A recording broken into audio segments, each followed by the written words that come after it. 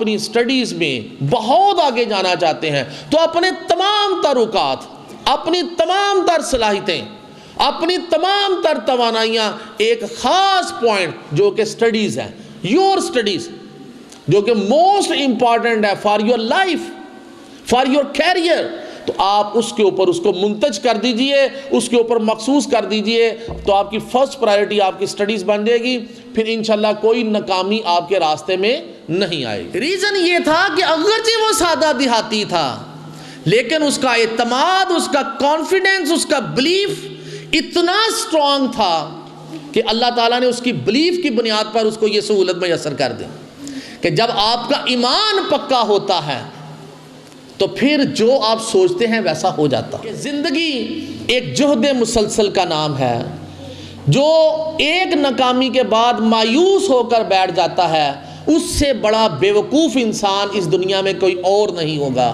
اور جس نے ایک کامیابی حاصل کرنے کے بعد اپنے ہتھیار پھینک دیے اور آرام دہ زندگی بسر کرنی شروع کر دی تو اس سے بڑا بھی بیوقوف کوئی نہیں، کیونکہ ہر کامیابی کے بعد اگلی کامیابی حاصل کرنے کے لیے آپ کو مزید محنت اور تگ و دو کرنی پڑتی ہے، اور ہر ناکامی کے بعد دوبارہ کامیابی حاصل کرنے کے لیے اور ناکامی کا داغ اپنے منہ سے دھونے کے لیے آپ کو جہد مسلسل کرنی پڑتی ہے، آپ کو محنت کرنی پڑتی ہے، اور اس ناکامی سے سیکھ کر آگے دوبارہ کامیابی حاصل کرتے ہیں۔ This is called individual study، انفرادی پڑھائی۔ جب تک یہ نہیں ہوگی، جب تک آپ انفرادی پڑھائی نہیں کریں گے، آپ جتنے مرضی اچھے اسکول میں پڑھیں، جتنی مرضی اچھی ٹیوشن پڑھ لیں، آپ کامیاب نہیں ہو سکتے۔ The fast runner, the fast people always win۔ یہ جو تیز دوڑنے والے and the persistent people، the fastest and the persistent people always win، یعنی تیز کام کرنے والے اور مستقل کام کرنے والے لوگ ہمیشہ جیتے ہیں، جن میں کام میں گیپ نہیں آتا۔ یہ کوئی نہیں کہ آج آپ نے بڑا پڑھا سارا دن پڑھتے رہے اور اگلے 2 دن پڑھا ہی نہیں ہے، سب کچھ عقارت گیا۔ یہاں پر کیا ہے؟ the fastest and the persistent people، یعنی آپ زیادہ پڑھنے والے بھی ہوں، زیادہ محنت کرنے والے بھی ہوں، لیکن مستقل بھی ہوں، مستقل محنت کرنے والے بھی ہوں، تو آپ دوڑ جیت جائیں گے، آپ اچھے گریڈ حاصل کر لیں گے۔ نحمدہ ونصلی علی رسولہ الکریم، اما بعد فاعوذ باللہ من الشیطان الرجیم، بسم اللہ الرحمن الرحیم۔ انتہائی واجب الاحترام اساتذہ کرام، معزز پرنسپل صاحبان، عزیز طلباء و طالبات، آج کی اس نشست کا موضوع جو کہ خصوصاً طلباء و طالبات کے لیے ہے اور بالعموم تمام ٹیچرز کے لیے ہے، موضوع یہ ہے how to get good grades. آپ کے نالج میں ہے، آپ بخوبی سمجھتے ہیں، آج کا طالب علم اور آج سے 10-15 سال پہلے کا طالب علم جو ہے اس میں زمین آسمان کا فرق ہے۔ آج کے طالب علم کو بہت سی آگہی آ چکی ہے، انفارمیشن اس کے سامنے ہے ساری کی ساری، کہ آج تعلیم و تعلم کے میدان میں دوڑ صرف اور صرف اچھے گریڈ حاصل کرنے کی ہے، کہ اب صرف پاس ہونا یا مناسب نمبروں سے امتحان کلیئر کر کے اگلے سال میں داخل ہو جانا اب کسی کا بھی یہ مطمع نظر، یہ نظریہ نہیں ہوتا۔ اب ہر اسٹوڈنٹ کا جو نظریہ ہے، ہر گھر کا جو نظریہ ہے وہ ہے کہ اچھے گریڈز حاصل کرنا، اچھے مارکس حاصل کرنا، ریمارکیبل پوزیشنز جو ہے وہ لینا۔ تو وہ ریمارکیبل پوزیشنز کس طرح لی جا سکتی ہیں، وہ اچھے گریڈز کس طرح حاصل کیے جا سکتے ہیں، آج آپ کے سامنے وہ ساری کی ساری معلومات، وہ ساری کی ساری انفارمیشن، وہ ساری کی ساری ریسرچز جو ڈیفرنٹ چینلز نے کی، جو ڈیفرنٹ میگزینز نے کی، اور جو اساتذہ اور وہ طالب علم جنہوں نے کہ نمایاں کامیابیاں حاصل کی، ان کے ایکسپیرینسز سے جو کامن ٹریٹس، جو کامن چیزیں سامنے آئی، وہ آج آپ کے سامنے رکھی جائیں گی۔ اگر آپ لوگ بھی وہی چیزیں اپنا لیتے ہیں، وہی عادات اپنا لیتے ہیں، وہی ٹیکنالوجیز اڈاپٹ کرتے ہیں، تو اس میں کوئی شک نہیں کہ آپ بھی بڑی اچھی اور ریمارکیبل پوزیشن حاصل کر سکتے ہیں، آپ اچھے گریڈز حاصل کر سکتے ہیں۔ تو اس میں آج آپ کے سامنے جو چیزیں رکھی جائیں گی، یہ میں نے بتایا کہ یہ حاصل ہے ان تمام چیزوں کا کہ یعنی آپ سے پہلے جن سٹوڈنٹس نے بڑی اچھی اور نمایاں پوزیشنیں حاصل کی، ان میں کیسی عادات تھی، اساتذہ جن کے سٹوڈنٹس نے اچھی پوزیشنز حاصل کی، اساتذہ کے ایکسپیرینسز وہ کیا کہتے ہیں، اور ڈیفرنٹ میگزینز نے اور چینلز نے جو ریسرچ وغیرہ کی، اس پر مبنی یہ پوائنٹ ہے جو آپ کے سامنے رکھے جائیں گے کہ یہ وہ کامن ٹریٹس ہیں، یہ وہ کامن چیزیں ہیں جو ہر اچھے طالب علم میں پائی جاتی ہیں۔ میری بات سمجھ رہے ہیں؟ ہر اچھے طالب علم میں یہ چیزیں پائی جاتی ہیں۔ اس میں فرسٹ ہے، سب سے پہلی بات اور سب سے اہم، وہ ہے پرائرٹی۔ فرسٹ پرائرٹی، یعنی اگر اسٹوڈنٹ کی فرسٹ پرائرٹی اس کی سٹڈیز بن جائیں، اگر طالب علم کی پہلی ترجیح جو ہے وہ صرف اور صرف پڑھائی ہو، تو پھر دنیا کی کوئی طاقت اسے اچھے گریڈ حاصل کرنے سے نہیں روک سکتی۔ دیکھیں اٹس ویری سمپل، آپ اپنے معاشرے میں جب نظر دوڑاتے ہیں تو آپ کو ڈیفرنٹ لوگ ڈیفرنٹ کام کرتے ہوئے نظر آتے ہیں۔ ایک چھوٹی سی مثال لے لیجئے، ایک کریانہ فروش کی، ایک دکاندار کی۔ تو وہ کیا کرتا ہے، وہ صبح فرسٹ ٹائم میں دکان کھولے گا اور رات گئے جا کر دکان بند کرے گا، یعنی اس کی فرسٹ پرائرٹی کیا ہے، اس کی دکان۔ گھر میں اگر مہمان آئے ہیں تو آ کے چلے جائیں گے، ٹھیک ہے جی صاحب جو ہیں وہ تو دکان پر ہیں، اس کو تو ایک دن چھٹی ہوتی ہے، وہ بھی آدھے دن کے لیے وہ گھر پر ہوتے ہیں۔ تو وہ کبھی بھی کسی بھی گھر کی غیر اہم مصروفیت کی وجہ سے اپنی دکان بند نہیں کرے گا، اور جو بند کرتے ہیں وہ ناکام ہوتے ہیں، ان کی دکان نہیں چلتی۔ لیکن جو دکان کھولے رکھتے ہیں، 24 آورز جو ہیں وہ سروسز دے رہے ہوتے ہیں، ہر کسٹمر کو یہ پتہ ہوتا ہے کہ جس وقت بھی جائیں گے دکان کھلی ہوگی، صبح 8 سے رات 10 بجے تک دکان کھلی ہوتی ہیں، تو کسٹمر گاہک جو ہے اس دکان پر بار بار جائے گا، جو بھی چیز لینی ہوگی وہ ادھر ہی پہنچے گا۔ اس لیے کہ اس دکاندار نے اپنے کام کو کیا بنایا، اپنی فرسٹ پرائرٹی، باقی سارے کام تج کر دیے، جتنے غیر اہم کام تھے وہ سارے چھوڑ دیے، جو کام اس کی موجودگی کے بغیر ہو سکتے تھے اس میں اس نے اپنے آپ کو مصروف نہیں کیا، ٹھیک ہے؟ تو وہ کیا ہوا، وہ ایک کامیاب دکاندار بن گیا۔ لیکن اگر طالب علم بھی یہی کام کرتا ہے کہ وہ فرسٹ پرائرٹی تو اپنی سٹڈیز کو بناتا ہے اور باقی تمام معاملات جو ہیں اس کو پیچھے چھوڑتا ہے۔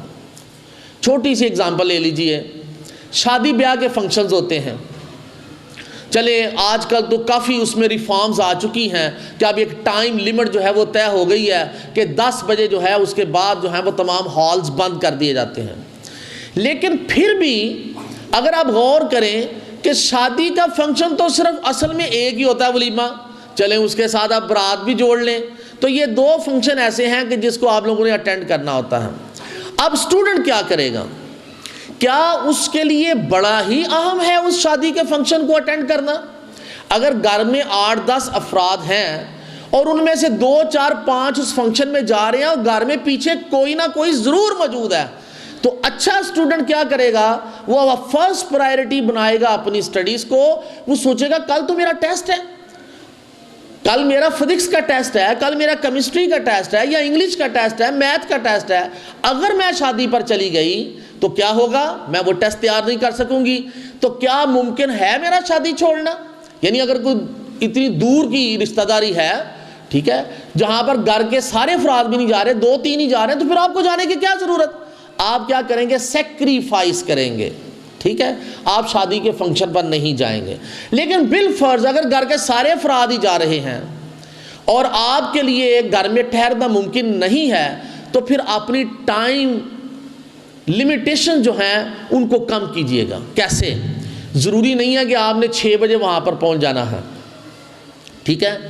آپ کیا کریں گے کہ آپ نے ایک استری شدہ کپڑے ہی پہننے ہیں، تو وہ تیار کر کے آلریڈی آپ نے رکھے ہوں گے، اپنی سٹڈیز میں آپ مصروف ہوں گے۔ جب دیکھیں گے سارے گھر والے تیار ہو گئے ہیں، ٹھیک ہے نا، تو پھر آپ بھی تیار ہو جائیں گے، کم سے کم آپ کو ٹائم لگے گا، آپ کا زیادہ ٹائم سیو ہو جائے گا۔ یہ مینجمنٹ ہے نا ٹائم کی، آپ کا زیادہ ٹائم سیو ہو جائے گا، اور کل کا ٹیسٹ بھی آپ کو پھر ضائع کرنے کی ضرورت نہیں ہوگی، آپ نے اس کی تیاری کر لی ہوگی۔ تو آپ اگر 8 بجے ہال میں پہنچتے ہیں تو 2 گھنٹے میں فارغ ہو کے واپس بھی پہنچ جائیں گے۔ تو یہ تو ہے اپنے معاملات کو سیٹ کرنا، کس چیز کو سوچ کر؟ Because my studies is my first priority, so first priority is the first, اور اس کے بعد باقی معاملہ چلیں گے۔ جب آپ، میں نے ایک ایگزامپل دی، اس طرح کی بڑی اہم چیزیں ہوں گی۔ آپ کے گھر میں مہمان آ جاتے ہیں، کوئی بات نہیں، نہیں ناراض ہوں گے، آئیں، خالہ ہے، پھپھو ہے، ممانی ہے، چچی ہے، ملیں، سلام دعا کریں، اچھی طرح ملنے کے بعد 5-10 منٹ ان کے پاس بیٹھنے کے بعد، اور پھر آپ اپنے کمرے میں اپنی پلیس پر چلے جائیں جہاں پر آپ بیٹھ کے پڑھ رہے تھے۔ تو میرا خیال ہے کہ وہ بھی برا نہیں مانیں گے، بلکہ بڑا اچھا جانیں گے کہ یہ اسٹوڈنٹ جو ہے بڑی ہی ذمہ دار ہے، بڑی احساس والی ہے، اپنی سٹڈیز نہیں چھوڑتی۔ اور اس میں بھی کوئی مذائقہ نہیں کہ اگر آپ کہیں کہ خالہ جان میرا کل ٹیسٹ ہے یا میرا کچھ کام رہتا کرنے والا تو میں معذرت چاہتی ہوں، اگر آپ مجھے اجازت دیں تو میں جا کے پڑھ لوں، تو خالہ جان بڑی خوشی آپ کا روانہ کریں گے، ہاں بیٹا جاؤ تم جا کے پڑھو۔ تو خالہ آپ کی ماما کے ساتھ باتیں کرتی رہیں گی، لیکن آپ اپنا ٹائم سیو کریں گی۔ کیوں؟ کیونکہ فرسٹ پرائرٹی کیا ہے آپ کی؟ Your studies. اگر آپ اس کو مد نظر نہیں رکھیں گے تو پھر کبھی بھی گڈ گریڈ حاصل نہیں کر سکتے۔ اور یہ میں آپ کو بتاتا چلوں، جتنے پوزیشن ہولڈرز اسٹوڈنٹس ہیں، جب ان کے انٹرویوز لیے جاتے ہیں، پتہ ہے نا، جب وہ پوزیشنیں لیتے ہیں تو پھر اخبارات والے، رسائل والے، چینلز والے ان کے انٹرویوز لیتے ہیں، لمبے انٹرویوز بھی ان کے ہوتے ہیں جو میگزین میں چھپتے ہیں۔ ان میں جو کامن بات نکلتی ہے وہ یہی نکلتی ہے کہ انہوں نے ہمیشہ اپنی سٹڈیز کو اپنی فرسٹ پرائرٹی بنایا، انہوں نے کبھی کسی فنکشن کی وجہ سے اپنی سٹڈیز کو تج نہیں کیا، ٹھیک ہے؟ تو آپ بھی کیا کریں گے؟ اپنی سٹڈیز کو اپنی فرسٹ پرائرٹی بنا لیں گے تو انشاءاللہ آپ گڈ گریڈ ضرور حاصل کریں گے۔ اور ویسے بھی اگر آپ دیکھیں کہ جب آپ اپنی تمام تر توانائیاں، اپنے تمام تر اوقات، اپنی تمام تر صلاحیتیں ایک ہی نہج پر، ایک ہی راستے پر، ایک ہی پوائنٹ پر لگا دیں، جسے فوکل پوائنٹ کہتے ہیں، جیسے ڈائیگرام میں شو رہا ہے، تو آپ کو پتا ہے کہ سورج کی شعاعیں جب اس عدسے سے گر کر ساری کی ساری منتہج ہوتی ہیں کاغذ کے ایک ٹکڑے کے ایک نقطے پر، تو کیا ہوتا ہے؟ تھوڑی دیر میں اس کاغذ کو آگ لگ جاتی ہے، ٹھیک ہے؟ یہی معاملہ ہے کہ اگر آپ بھی اپنی سٹڈیز میں بہت آگے جانا چاہتے ہیں تو اپنے تمام تر اوقات، اپنی تمام تر صلاحیتیں، اپنی تمام تر توانائیاں ایک خاص پوائنٹ جو کہ سٹڈیز ہے، یور سٹڈیز، جو کہ موسٹ امپورٹنٹ ہے for your life, for your career, تو آپ اس کے اوپر اس کو منتج کر دیجئے، اس کے اوپر مخصوص کر دیجئے، تو آپ کی فرسٹ پرائرٹی آپ کی سٹڈیز بن جائے گی، پھر انشاءاللہ کوئی ناکامی آپ کے راستے میں نہیں آئے گی۔ اس کے بعد سیکنڈ پوائنٹ،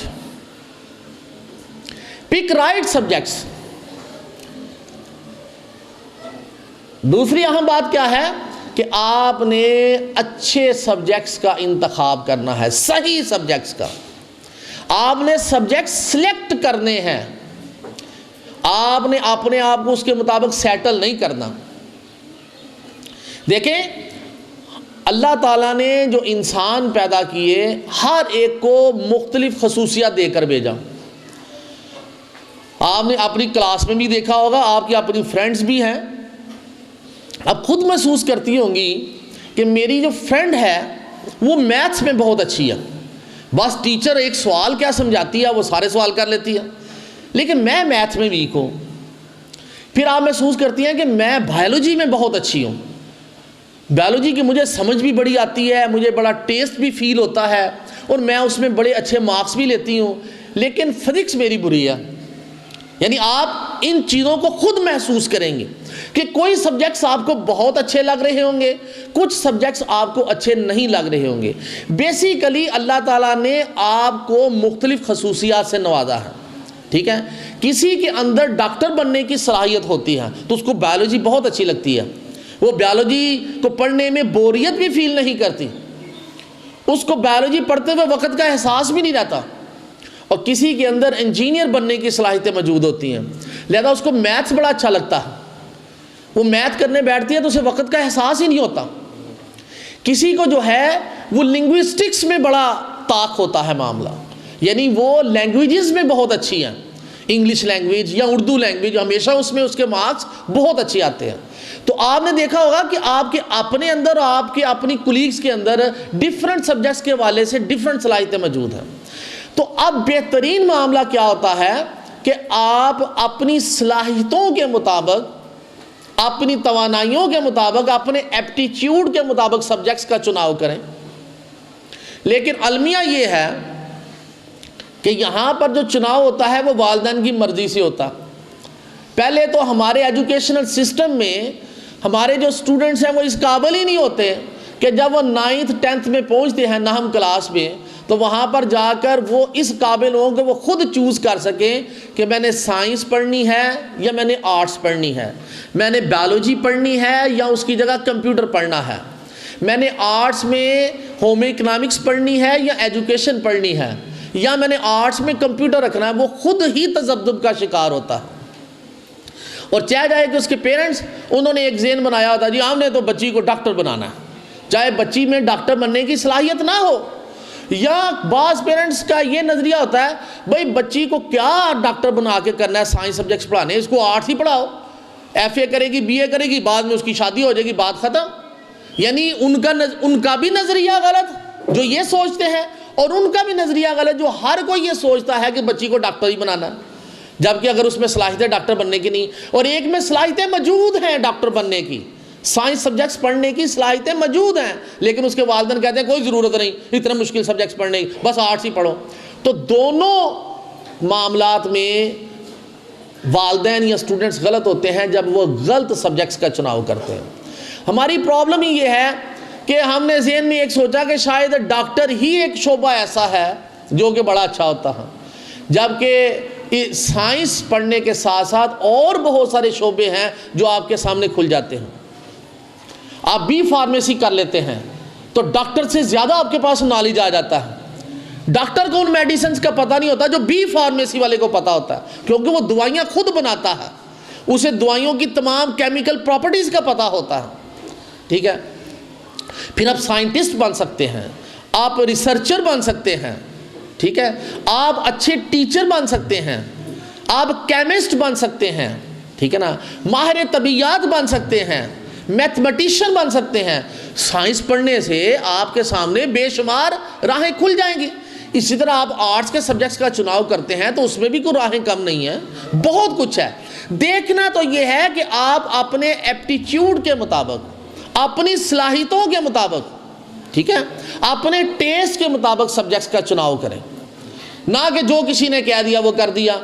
ہمارے یہاں پہ بیسیکلی ایجوکیشنل سسٹم میں یہ شروع سے ایک فلاح چلا رہا ہے۔ ہمارے ایجوکیشن سسٹم میں بہت ساری خامیاں ہیں۔ ہم لائف کا ایک کارنر دیکھتے ہیں، ایک کونا دیکھتے ہیں، اس کا ایک رخ دیکھتے ہیں، کوئی ایک واقعہ ہے اس کا صرف ایک رخ دیکھتے ہیں، دوسرے رخ کی طرف ہماری نظر ہی نہیں جاتی۔ جیسے ہمارے ایجوکیشنل سسٹم میں زمانہ قدیم سے ایک سٹوری پڑھائی جا رہی ہے، دا ہیئر اینڈ دا ٹارٹائز، کچھوا اور خرگوش، اور آج تک وہ سٹوری جیسے پڑھائی جا رہی ہے اسی طرح ہی موجود ہے۔ آپ نے پڑھی بھی ہوگی، بلکہ آپ کے سلیبس میں بھی شامل ہوگی، بلکہ تقریباً ہر کلاس کے سلیبس میں شامل ہوتی ہے کہ پتہ نہیں کتنی کو امپورٹنٹ سٹوری ہے یہ، کہ وہ ایک کچھوا اور ایک خرگوش تھا، تو خرگوش کو اپنی تیز رفتاری پر بڑا ناز تھا، وہ اتراتا پھرتا تھا، غرور تھا، اس کو تکبر تھا کہ میں بڑا تیز دوڑنے والا ہوں۔ تو کچھوا جو تھا اس کو اس کے غرور پر، اس کے تکبر پر بہت غصہ آتا تھا کہ یہ تکبر کیوں کرتا، یہ غصہ کیوں کرتا۔ تو لہذا اس نے کیا کیا، اس نے چیلنج کر دیا کچھوے نے خرگوش کو کہ اس طرح کرو، تم دوڑ لگا لو۔ تو لہذا ایک وننگ پوسٹ طے ہوئی، تمام جانور اکٹھے ہو گئے اور ان دونوں نے دوڑ لگا دی۔ تو وہ کچھوے نے کس کو چیلنج کیا؟ خرگوش کو۔ دوڑ لگ گئی اور خرگوش بہت تیز دوڑا، بہت تیز دوڑا، بہت تیز دوڑا، جیسے کہ اس کی رفتار ہی بہت زیادہ تھی۔ کچھ دیر کے بعد جب اس نے پلٹ کر پیچھے دیکھا تو اس کو کچھوا کہیں پر نظر نہ آیا۔ تو اس نے کہا کہ کچھوا تو بڑی دیر کے بعد پہنچے گا، تو چلو میں تھوڑی دیر سستا لوں، آرام کر لوں۔ ایک درخت کے نیچے لیٹ گیا۔ اب ظاہر ہے اسے نیند آ گئی، تو وہ جب نیند آ گئی تو دنیا مافیہ بھول گیا۔ کچھوا آہستہ آہستہ سلو اینڈ سٹڈی چلتا ہوا اس کے قریب سے گزرا اور وننگ پوسٹ پر پہنچ گیا۔ جب خرگوش کی آنکھ کھلتی ہے تو وہ اس وننگ پوسٹ پر پہنچتا ہے تو دیکھتا ہے کہ کچھوا وہاں پر پہلے سے موجود ہے، لہذا کچھوے کو ونر قرار دے دیا جاتا، اور یہاں پر ہماری سٹوری کا اینڈ ہو جاتا۔ ہم سمجھتے ہیں لائف ادھر ہی ختم ہو گئی، آگے لائف اور نہیں ہے۔ ایک شکست ہوئی کس کو؟ خرگوش کو، اور ایک جیت ہوئی کس کو؟ کچھوے کو، اور سٹوری فنش، اور فوراً رزلٹ نکل آیا، slow and steady wins the race. آہستہ چلنے والے، مسلسل چلنے والے ہمیشہ جیت جاتے ہیں۔ یہ رزلٹ نکال دیا ہم نے۔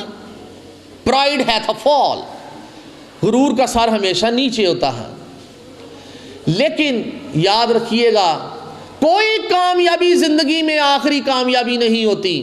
آپ کو اگلی کامیابی حاصل کرنے کے لیے مزید تگ و دو، محنت اور جدوجہد کرنی پڑتی ہے، اور کوئی ناکامی یاد رکھ لیجئے آپ کی زندگی کا اختتام نہیں کرتی۔ ہر ناکامی زندگی میں آخری ناکامی نہیں ہوتی کہ اس کے بعد اب زندگی فنش ہو گئی۔ اس کے بعد آپ ان ناکامیوں سے سیکھتے ہیں اور مزید محنت اور جدوجہد کرتے ہیں اور دوبارہ کامیابی حاصل کر لیتے ہیں۔ زندگی تو اس چیز کا نام ہے، زندگی نام ہے جہد مسلسل کا۔ زندگی رواں دواں ہے، یہ رکتی نہیں ہے۔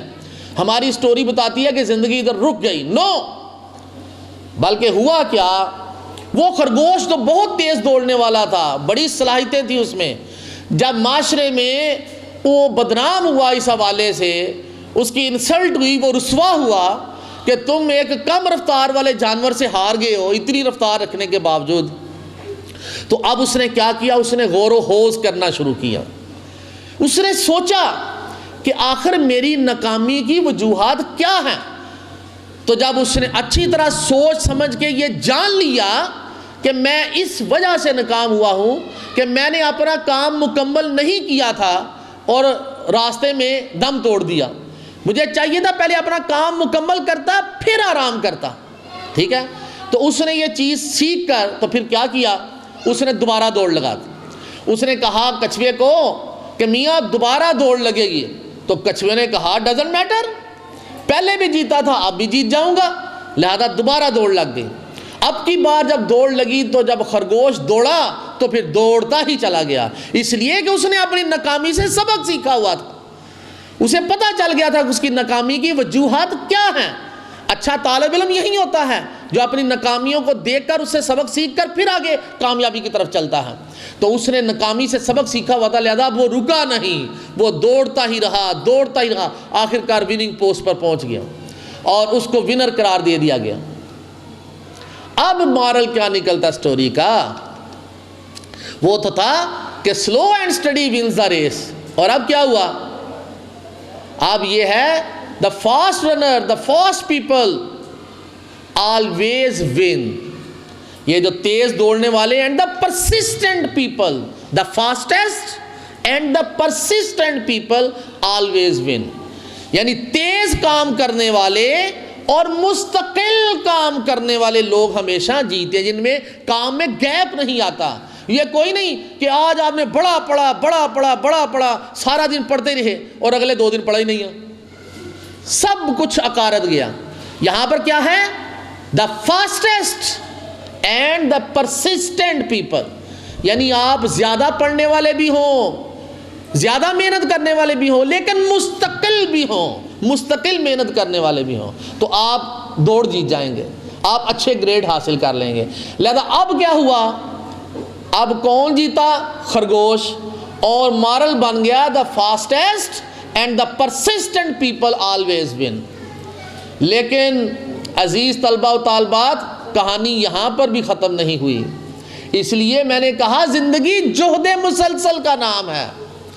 اب وہ جو کچھوا ہارا تھا، جس نے پہلے جیت کر کیا کیا، بے پرواہ ہو گیا، ٹھیک ہے، اس نے دشمن کو جانا ہی کچھ نہیں، حتیٰ کہ دشمن بڑا طاقتور تھا، اس نے سمجھا کہ پہلے بھی جیتا ہوں، اس دشمن سے دوبارہ جیت جاؤں گا۔ یہ اس کی غلطی تھی۔ اب اس نے اپنی غلطی پر غور کرنا شروع کیا کہ آخر مجھ سے کیا مسٹیک ہوئی، مجھ سے کیا غلطی ہوئی جو میں پہلے جیتا تھا باہر گیا۔ تو اس نے غور کیا تو اسے پتہ چلا کہ خرگوش تو بہت تیز دوڑنے والا ہے اور میں تو رینگنے والا ہوں، دوڑ میں تو میں کبھی بھی اس سے نہیں جیت سکتا۔ میں نے میدان ہی ایسا چن لیا جہاں پر وہ بڑی تیز دوڑ پڑا۔ مجھے کوئی ایسا ایریا چننا چاہیے جہاں پر میری صلاحیتیں کام کریں۔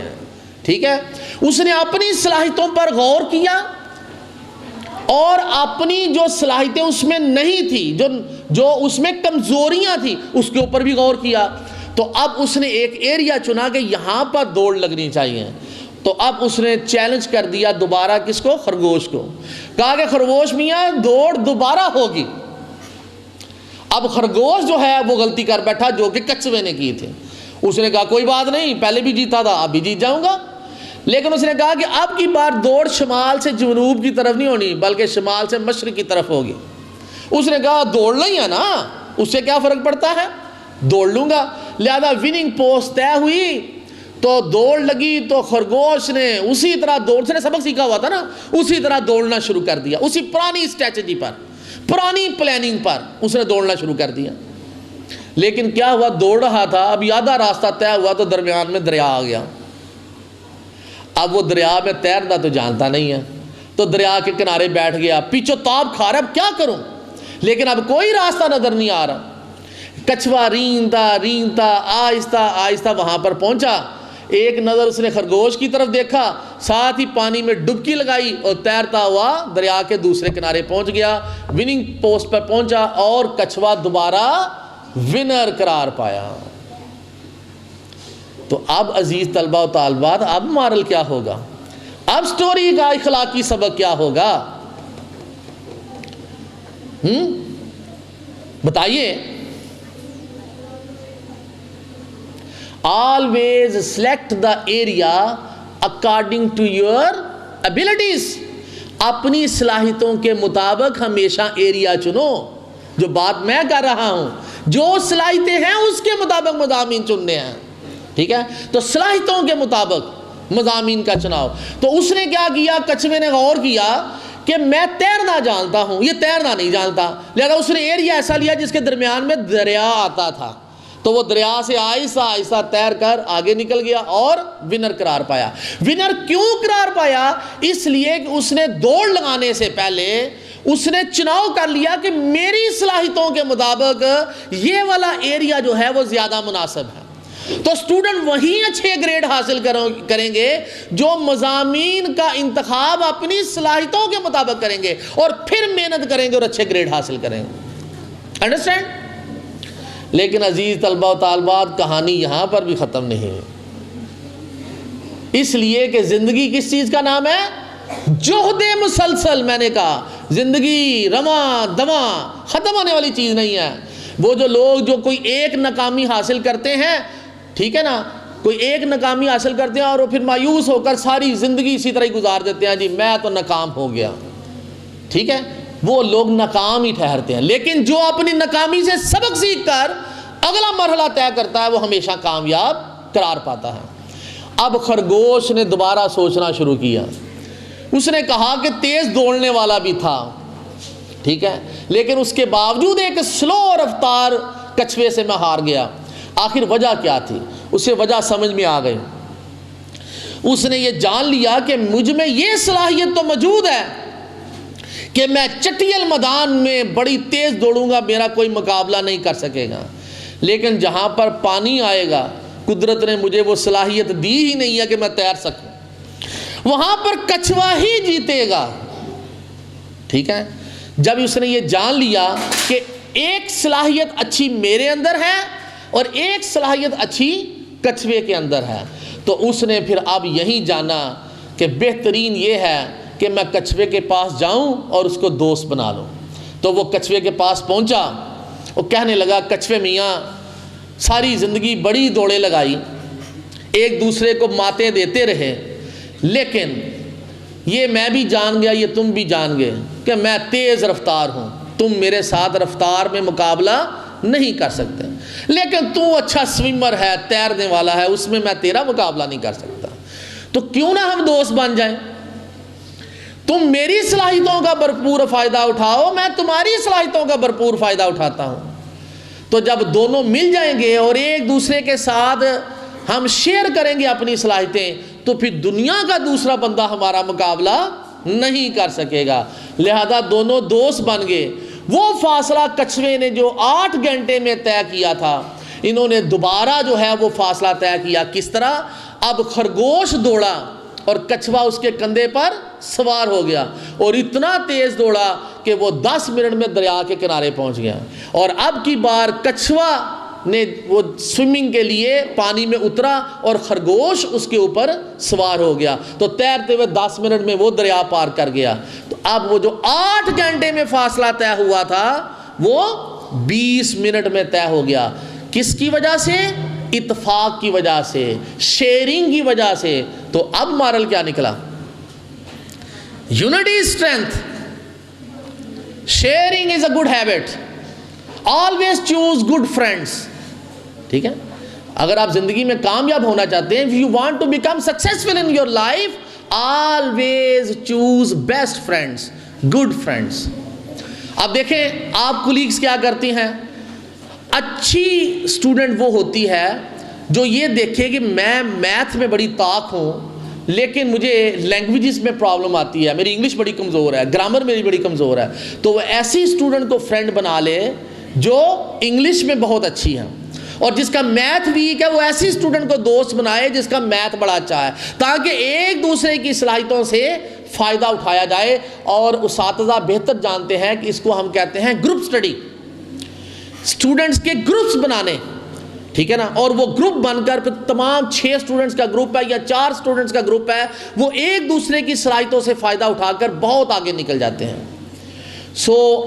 بات ہم نے یہ جانی کہ زندگی ایک جہد مسلسل کا نام ہے، جو ایک ناکامی کے بعد مایوس ہو کر بیٹھ جاتا ہے اس سے بڑا بیوقوف انسان اس دنیا میں کوئی اور نہیں ہوگا، اور جس نے ایک کامیابی حاصل کرنے کے بعد اپنے ہتھیار پھینک دیے اور آرام دہ زندگی بسر کرنی شروع کر دی، تو اس سے بڑا بھی بیوقوف کوئی نہیں، کیونکہ ہر کامیابی کے بعد اگلی کامیابی حاصل کرنے کے لیے آپ کو مزید محنت اور تگ و دو کرنی پڑتی ہے، اور ہر ناکامی کے بعد دوبارہ کامیابی حاصل کرنے کے لیے اور ناکامی کا داغ اپنے منہ سے دھونے کے لیے آپ کو جہد مسلسل کرنی پڑتی ہے، آپ کو محنت کرنی پڑتی ہے، اور اس ناکامی سے سیکھ کر آگے دوبارہ کامیابی حاصل کرتے ہیں۔ بات سمجھ گئے آپ؟ نیکسٹ،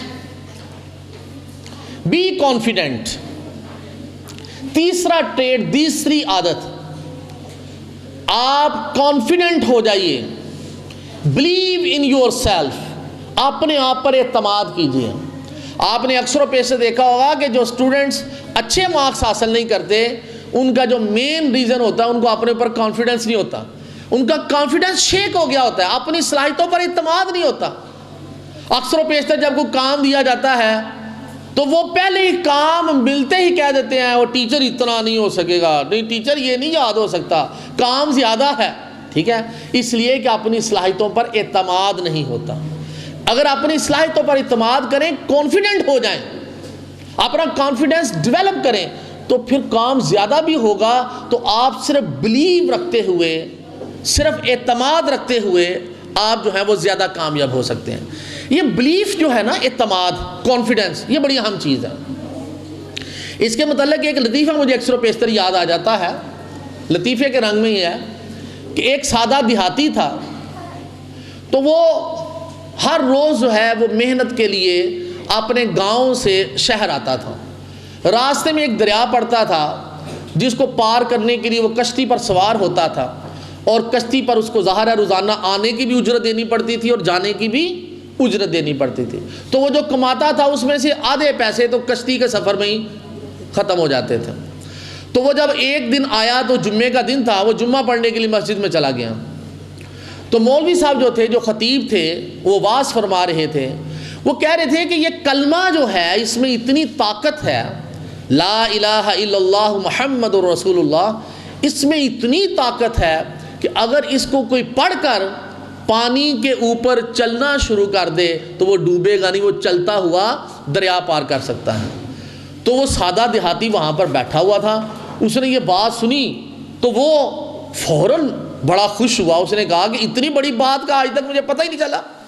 لہذا اب جب وہ واپس گھر جانے لگا تو اس نے بجائے کشتی میں سوار ہونے کے، اسے یقین ہو گیا، بلیو ہو گیا، تو اس نے کلمہ پڑھا اور دریا میں پاؤں رکھا تو وہ ڈوبا نہیں، وہ چلتا ہوا دریا پار کر گیا۔ پھر اس کا روزانہ کا معمول یہ بن گیا، کلمہ پڑھتا تھا اور پاؤں رکھتا تھا اور دریا پار کر کے ادھر آ جاتا تھا۔ ایک دن وہ ایسے ہی بازار میں اس کی دوبارہ ملاقات جو ہے وہ مولوی صاحب سے ہو گئی، تو وہ ان کا بڑا شکریہ ادا کیا، ان کے ہاتھ پکڑ کے چومے کہ مولوی صاحب آپ کا بڑا شکریہ، آپ نے میرا مسئلہ حل کر دیا۔ میں آپ نے وہ جو مجھے نسخہ بتایا تھا کہ کلمہ پڑھ کر اگر آپ پانی پر چلنا چاہیں تو آپ چل سکتے ہیں، تو میں تو وہی نسخہ استعمال کرتا ہوں۔ تو مولوی صاحب کو یقین نہ آیا، انہوں نے کہا ہاں ایسا ہو سکتا ہے؟ انہوں نے کہا جی آپ نے خود ہی تو فرمایا تھا۔ ان کا اچھا آؤ مجھے آ کے دکھاؤ یہ کیسے ہوتا ہے۔ تو جب وہ وہاں پر پہنچے دریا کے کنارے تو وہ سادہ دیہاتی نے کلمہ پڑھا، پاؤں رکھا، دریا پار کر گیا۔ مولوی صاحب نے کہا یہ تو سچ ہو گیا، میں نے تو صرف کتابوں میں ایسا پڑھا تھا۔ لہذا انہوں نے کیا کیا، انہوں نے بھی کلمہ پڑھا، دریا میں پاؤں رکھا اور ڈوب گئے۔ وجہ ریزن کیا تھا؟ ریزن یہ تھا کہ اگرچہ وہ سادہ دیہاتی تھا لیکن اس کا اعتماد، اس کا کانفیڈنس، اس کا بلیف اتنا اسٹرانگ تھا کہ اللہ تعالیٰ نے اس کی بلیف کی بنیاد پر اس کو یہ سہولت میسر کر دی کہ جب آپ کا ایمان پکا ہوتا ہے تو پھر جو آپ سوچتے ہیں ویسا ہو جاتا۔ تو بلیف اپنے اوپر ہونا، اعتماد ہونا، اللہ کی ذات پر توکل ہونا، تو آپ انشاءاللہ بہت سارے مسائل پر قابو پا لیں گے۔ داتا گنج شکر کے متعلق بھی ایک مثال اس طرح کی ملتی ہے کہ ان کا بلیف بھی اللہ کی ذات پر اس طرح کا تھا کہ آپ ایک سفر پر تھے تو ایک مدرسے میں پہنچے، کتابوں میں لکھا ہوا ہے، تو وہ بچوں نے کہا کہ ان کا اصل نام علی تھا کہ ہم دودھ پینا چاہتے ہیں۔ انہوں نے کہا لاؤ پانی کا گڑا، تو وہ پانی کا گڑا لے کر آئے تو بابا فرید نے وہ سورہ فاتحہ پڑھ کر اس کے اوپر پھونک ماری اور کہا بچوں دودھ پی لو۔ تو جب گڑے میں سے انہوں نے نکالا تو دودھ ہی نکل رہا تھا، تو سب نے دودھ پی لیا۔ وہ سفر پر تھے، وہاں سے روانہ ہو گئے۔ اس کے بعد بچوں نے بڑی دفعہ پانی والے گڑے پر سورہ فاتحہ پڑھ کر پھونکی، لیکن وہ دودھ نہیں بنا، اس لیے کہ ان کی زبان کی جو تاثیر تھی، جو اعتماد، جو کانفیڈنس، جو ایمان، جو اللہ کی ذات پر توکل تھا، وہ کسی اور کا نہیں تھا۔ تو کام ایک ہی ہے، رزلٹ دو نکل رہے ہیں۔ اس پھونک سے پانی ہی رہتا ہے، لیکن اس پھونک سے پانی دودھ بن جاتا ہے۔ تو یہ اللہ کی ذات پر توکل کا معاملہ ہے۔ تو حسن بصری کا معاملہ بھی بڑا مشہور ہے اس حوالے سے۔ حسن بصری رحمۃ اللہ علیہ ایک حج پر روانہ ہوتے ہیں، تو کچھ آپ گھر میں بیٹھے ہوئے ہیں تو کچھ مہمان آپ کے گھر میں آ جاتے ہیں۔ مسافر تھے، وہ گھر میں پہنچ گئے تو انہوں نے کہا جی ہم تو بھوکے ہیں، کچھ کھانا دیجیے۔ انہوں نے کہا میرے پاس تو صرف 3 روٹیاں ہیں، تو مہمان تو اتنے زیادہ ہیں۔ تو باہر اتنی دیر میں باہر سے صدا لگی، ایک فقیر آیا کہ اللہ کے نام پر کچھ دے دو۔ تو حسن بصری نے وہ جو 3 روٹیاں تھیں وہ بھی اٹھا کر فقیر کو دے دی۔ مسافروں نے کہا کہ یہ کیسا آدمی ہے کہ پہلے ہی روٹی نہیں تھی گھر میں، 3 ہی روٹیاں تھی، وہ بھی اس نے فقیر کو دے دی۔ تو بہرحال وہ تلملا رہے تھے اس بات پر کہ تھوڑی دیر کے بعد دروازے پر دستک ہوئی تو ساتھ والے ہمسائے کے گھر سے ایک غلام آیا اور اس نے تشت اٹھایا ہوا تھا کھانے کا اور وہ پیش کیا۔ حسن بصری اٹھے، فوراً روٹیاں گنی تو وہ روٹیاں تھیں 20۔ آپ نے فوراً کہا نہیں یہ ہمارا نہیں ہے۔ انہوں نے کہا مالکہ نے بھیجا ہے آپ کے پاس۔ انہوں نے کہا حسن بصری کے گھر دے آؤ۔ انہوں نے کہا نہیں ہمارا نہیں، واپس لے جاؤ۔ وہ تشت واپس لے گئے کھانے کا، اور مالک نے پوچھا کہ کیا معاملہ ہے، حسن بصری نے کیا کیا تھا؟ انہوں نے کہا جی روٹیاں گنی تھیں۔ اچھا، انہوں نے 10 روٹیاں اور ڈال کر تو واپس بھیج دیں۔ اب حسن بصری کے پاس پہنچے دوبارہ، انہوں نے دوبارہ روٹیاں گنی تو اب 30 تھی۔ انہوں نے کہا ہاں ہاں یہ ہمارے لیے ہے، تو وہ رکھ لیا اور سارے مہمانوں کو جو مسافر تھے دے دیا، انہوں نے سیر ہو کر کھایا۔ بعد میں ان سے پوچھا گیا کہ حسن بصری یہ کیا معاملہ تھا، پہلے آپ نے تشت واپس کیا، اب آپ نے لے لیا۔ فرمایا اللہ نے فرمایا ہے کہ 1 2 کو تو اس کے بدلے میں 10 دوں گا، میں نے 3 روٹیاں دی تھی تو مجھے 30 روٹیاں آنی چاہیے تھی، آئی 20، اس لیے وہ میری نہیں تھی، میں نے واپس کر دی، تو دوبارہ کتنی آ گئی؟ 30 آ گئی۔ تو یہ کیا ہے؟ توکل اللہ، اللہ کے اوپر اعتماد، ایمان کی یہ پختہ کفیت کہ ایسا ہونا ہے، ٹھیک ہے۔ تو جب آپ کانفیڈنس رکھیں گے اپنے اوپر اور توکل رکھیں گے اللہ کی ذات پر کہ اللہ میں یہ محنت کرنے لگی ہوں، اس کا ثمر تو نے دینا ہے، وہ کامیابی کی شکل میں آپ کو ملے، اعتماد اپنی ذات پر، توکل اللہ کی ذات پر، تو انشاءاللہ آپ کامیاب ہوں گے۔ نیکسٹ،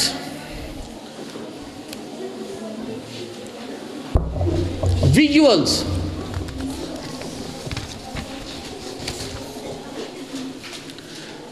دیکھیں آپ کی اسٹڈیز میں یہ بڑی اہمیت رکھتا ہے، مائنڈ میپس تیار کرنے، ڈائیگرامز تیار کرنی، کلرز کا استعمال کرنا۔ جیسا کہ میں نے کہا کہ اللہ تعالیٰ نے ہر قسم کے انسان کو پیدا کیا ہے، ٹھیک ہے، اس کا ایپٹیچیوڈ جو ہے وہ ڈیفرنٹ ہوتا ہے، اس کی صلاحیتیں مختلف ہوتی ہیں، کوئی جسمانی صلاحیتیں بہت زیادہ لے کر آتا ہے، کوئی ذہنی صلاحیتیں لے کر آتا ہے، کوئی ذہنی صلاحیتوں میں ڈیفرنٹ آسپیکٹس کے حوالے سے زیادہ طاق ہوتا ہے۔ تو یہ کچھ چیزیں ہیں جن کا اگر آپ اپنی اسٹڈیز میں استعمال کریں گے تو آپ اسباق کو بڑی جلدی یاد کر لیں گے۔ فار ایگزامپل جو اسٹوڈنٹ کلر سے فیسینیٹ ہوتے ہیں انہیں کلرز بڑے یاد رہتے ہیں، ٹھیک ہے، red colour, blue colour, yellow ہے، گرین ہے، پنک ہے، ٹھیک ہے نا، براؤن ہے، کلرز یاد رہتے ہیں۔ تو جب وہ سبق یاد کریں اپنی کتاب سے، اپنے نوٹ سے، تو اہم پوائنٹس کو ڈیفرنٹ کلرز کے ساتھ، ڈیفرنٹ ہائی لائٹرز کے ساتھ ہائی لائٹ کر لیا کریں اہم پوائنٹس کو، کیونکہ اس سبق کو آپ نے سارا سال بار بار یاد کرنا ہے، کبھی ریوائز کر رہے ہیں، کبھی ٹیسٹ دے رہے ہیں، کبھی پھر ریوائز کر رہے ہیں، سال بھر وہ سبق آپ کی نظروں سے گزرتا رہے گا جو فرسٹ ٹائم گزرا ہے۔ جب آپ نے اس کے اوپر کلرز لگائے ہوں گے تو آپ کو امتحان میں بیٹھے ہوئے چیزیں یاد آئیں گی، وہ براؤن کلر والی ہیڈنگ، وہ یلو کلر والی ہیڈنگ، وہ پنک کلر والی ہیڈنگ، وہ پیرا جو پنک میں نے بڑا اہم جو ہے، تو یہ چیزیں کلرز کے ساتھ جڑ جائیں گی، یہ مائنڈ میپس بنتے ہیں، یاد رکھیے گا۔ جدید تحقیق نے یہ باتیں ثابت کر دی ہیں، لہذا کلرز کا استعمال کیجئے ڈیفرنٹ ہیڈنگز میں، امتحان میں نہیں، یاد کرنے کے حوالے سے کہہ رہا ہوں، کتابوں سے جو آپ یاد کرتے ہیں، نوٹ سے جو آپ یاد کرتے ہیں، جہاں سے بھی آپ یاد کریں وہاں پر آپ کلرز کا یوز کیا کریں، یہ کلرز بھی آپ کو یاد دلائیں گے، ٹھیک ہے۔ دوسری بات، ڈیفرنٹ ڈائیگرامز بنایا کریں، ڈیفرنٹ ڈائیگرامز۔ فار ایگزامپل کسی چیز کی 5 ہیڈنگز ہیں، کسی کو نہیں یاد ہوتا کہ فلاں چیز کی کتنی ہیڈنگز تھی، تو 5 ہیڈنگز ہیں، یاد رکھنا ہے اس سبق کی 5 ہیڈنگز ہیں، تو وہ کیا کرتا ہے، اپنا ہی ہاتھ اپنے نوٹس پر، کاپی پر رکھ کر ایسے ڈرا کر لیتا، ٹھیک ہے، یا ویسے ڈرا کر لیتا ہے، اور ہر انگلی کے اوپر ایک ہیڈنگ لکھ دیتا، ٹھیک ہے، لٹل فنگر، مڈل فنگر، ٹھیک ہے نا، بگ فنگر، یہ ساری فنگرز کے اوپر جو ہے وہ 5 ہیڈنگز لکھ دیتا۔ تو اس کو امتحان میں یا سارا سال جب یاد کرتا رہے گا تو اچھے طریقے سے وہ چیزیں یاد ہوں گی۔ 10 ہیڈنگز ہیں تو 10 انگلیاں لے لیں۔ پھر ایک پیگ سسٹم ہے جو یہاں پر اب ٹائم نہیں ہے، اگر میں نے اس کو چھیڑا تو کام لمبا ہو جائے گا۔ ایک پیگ سسٹم کہلاتا ہے جس سے آپ ڈیفرنٹ ہیڈنگز کو ایک آرڈر میں یاد کر سکتے ہیں۔ بعض ہیڈنگز ہوتی ہیں جن کو آرڈر میں یاد کرنا ہوتا ہے کہ سب سے پہلے یہ ہیڈنگ لگانی ہے، پھر یہ لگانی ہے، پھر یہ لگانی ہے، پھر یہ لگانی ہے، تو وہ بھی لگائی جا سکتی ہے۔ انشاءاللہ کبھی دوبارہ موقع ملے گا تو پورا ایک میموری کی ورکشاپ ہے کہ آپ اپنی میموری کو کس طرح تیز کر سکتے ہیں اور ڈیفرنٹ ہیڈنگز کو ترتیب سے کیسے یاد رکھ سکتے ہیں، تو وہ چیز انشاءاللہ ڈسکس کریں گے، وہ ایک علیحدہ ٹاپک ہے۔ تو ان چیزوں کا اگر آپ استعمال کریں تو مائنڈ میپس بنتے ہیں۔ یہ آپ کے جو نیورونز ہیں نا برین میں، یہ ڈیفرنٹ قسم کے میپس بنا لیتے ہیں آپس میں، ڈیفرنٹ کنیکشنز بن جاتے ہیں جس طرح آپ اس کو ڈیولپ کریں گے، ٹھیک ہے، تو پھر آپ کے لیے چیزوں کو یاد رکھنا زیادہ آسان ہو جاتا ہے۔ اسی طرح ڈیفرنٹ ایبریویشنز بنائے جاتے ہیں، ڈفرنٹ ہیڈنگز ہیں، 6-7 ہیڈنگز آپ نے یاد رکھنی ہے. تو آپ ہر ہیڈنگ کا کو پہلا لیٹر یا 2 لیٹر لے کر تو ملا کر ایک لفظ بنا لیتے ہیں، اس لفظ کو یاد رکھتے ہیں. تو جب بھی آپ وہ لفظ بولتے ہیں تو اس کے اندر جتنے لیٹرز ہیں ہر لیٹر سے ایک ہیڈنگ بن رہی ہوتی ہے، تو ساری ہیڈنگز آپ کو یاد آ جاتی ہیں. تو یہ ایک ڈفرنٹ میتھڈز ہیں، کیونکہ آپ کا پورا ایجوکیشنل سسٹم رٹے کی بنیاد پر ہے. آپ جتنا اچھا میمورائز کر لیتے ہیں اتنے اچھے رزلٹس دیتے ہیں. تو یہ چیزیں بڑی اہم ہیں اس حوالے سے. Next, stay organised. Stay organised یعنی آپ نے اپنے آپ کو آرگنائز کرنا ہے. کس حوالے سے؟ Organise your notes, study space, books, writing material et cetera et cetera. ہر چیز کو آرگنائز کرنا ہے. اگر آپ اچھے طالب علم ہیں، اچھے مارکس لینا چاہتے ہیں، گڈ گریڈز حاصل کرنا چاہتے ہیں، تو ان اسٹوڈنٹس کا جنہوں نے گڈ گریڈز حاصل کیے ان کا یہ وصف رہا ہے کہ ان کی ہر چیز آرگنائزڈ ہوتی تھی. ہر چیز ان کی آرگنائزڈ ہوتی تھی. تو آپ کیسے آرگنائز کریں گے؟ فار ایگزامپل،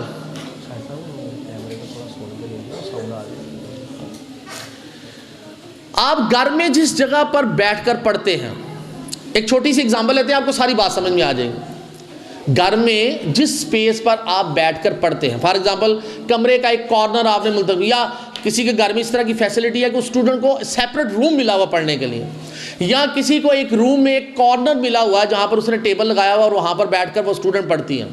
اب وہاں پر اس کی ساری چیزیں موجود ہیں.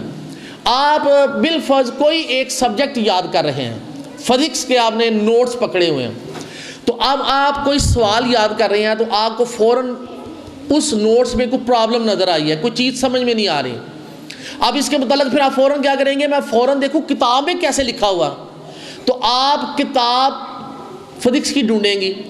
اگر آپ نے آرگنائز نہیں کی ہوئی بکس، کتنی بکس پڑھی ہوئی ہیں اس کمرے میں بھی، اس کمرے میں، اس کمرے میں بھی، تو آپ کو فزکس کی کتاب ہی نہیں مل رہی، تو آپ کا کیا ہوگا؟ ٹائم ویسٹ ہوگا. اور ہو سکتا ہے کہ وہ پوائنٹ آپ کو یاد نہ ہو، وہ سوال ہی آپ یاد نہ کریں، چھوڑ دیں.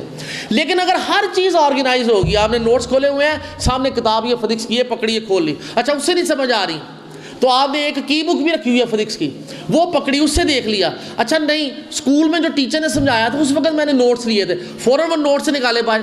تو ہر چیز جب آرگنائز ہوگی تو فوراً ہر چیز سامنے آتی جائے گی اور بڑی تیزی سے کام ہوگا. ٹھیک ہے؟ تو اس طریقے سے آپ اپنے نوٹسوں کو، اپنی کتابوں کو، اپنی سپیس کو، اپنے ایون رائٹنگ مٹیریل کو، آپ کے pens, pencil, rubber, sharpener, each and everything organised ہو، ایک مناسب جگہ پر پڑے ہوں.